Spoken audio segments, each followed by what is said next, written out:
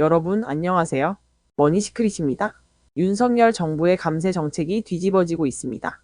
이재명 대통령이 이끄는 정부가 드디어 대대적인 패키지 증세를 꺼내 들었는데요.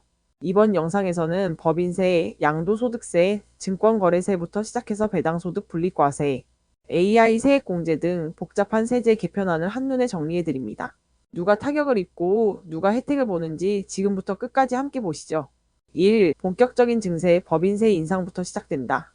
가장 눈에 띄는 변화는 법인세입니다.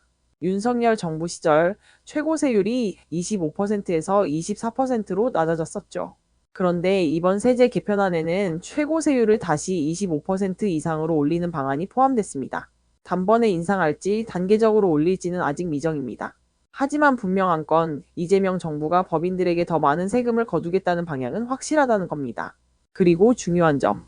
4단계로 나뉜 과세표준 구간을 축소해 사실상의 증세 효과를 주는 방법은 이번엔 빠졌습니다. 말 그대로 전공법으로 법인세율 자체를 올리겠다는 계획인 거죠. A. 증권거래세 양도소득세 주식 투자자에게도 부담 증가. 두 번째는 자본시장 관련 증세입니다. 이건 직장인, 개미 투자자에게도 직접적인 영향을 주는 부분인데요.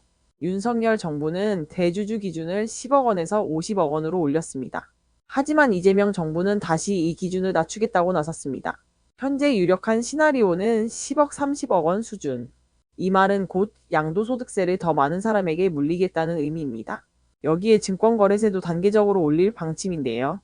당초 금융투자소득세 도입을 전제로 낮췄던 거래세를 원상복구하려는 흐름입니다.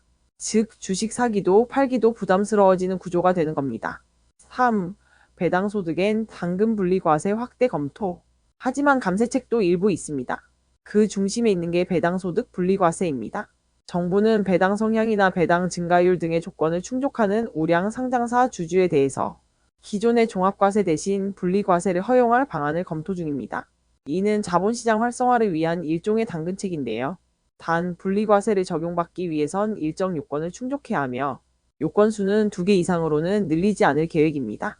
이는 증세로 인한 주식시장 위축을 어느 정도 방어하기 위한 조치로 해석됩니다. 4. 감액배당엔 세금 부과 추진 새로운 과세틀 신호. 새롭게 과세 대상으로 떠오른 것이 바로 감액배당입니다. 기존에는 감액배당, 즉 자본준 비금을 줄여 이익잉여금으로 만든 뒤 나눠주는 배당에 대해선 세금이 없었죠. 하지만 이젠 다릅니다. 주식 매입가를 초과하는 감액배당에는 배당소득세를 물리거나 아예 일반 배당과 동일하게 과세하는 방안이 논의되고 있습니다.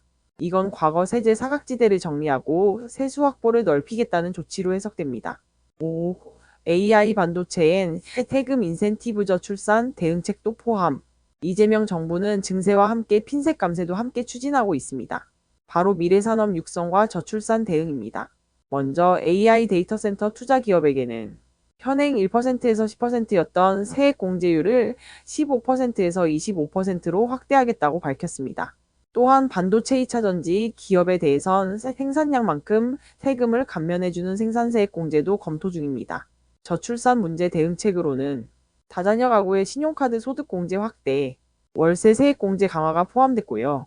다만 대규모 세수 감소가 예상되는 소득세 물가 연동제나 가구 단위 과세 전환 같은 구조적 개편은 이번에 제외됐습니다. 마무리 이재명표 증세의 방향은 확실하다. 정리하자면 이번 세제 개편은 이재명표 증세로 방향을 명확히 잡고 있습니다. 기업은 더 많은 세금을 내고 자본시장 참여자는 더 넓은 범위에서 과세 대상이 되며 미래산업과 다자녀 가구에는 제한적인 인센티브가 주어지는 구조입니다. 여러분은 이번 세제 개편안을 어떻게 보시나요?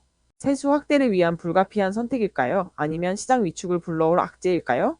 여러분의 생각을 댓글로 남겨주세요. 좋아요와 구독, 알림 설정도 잊지 마시고요. 감사합니다.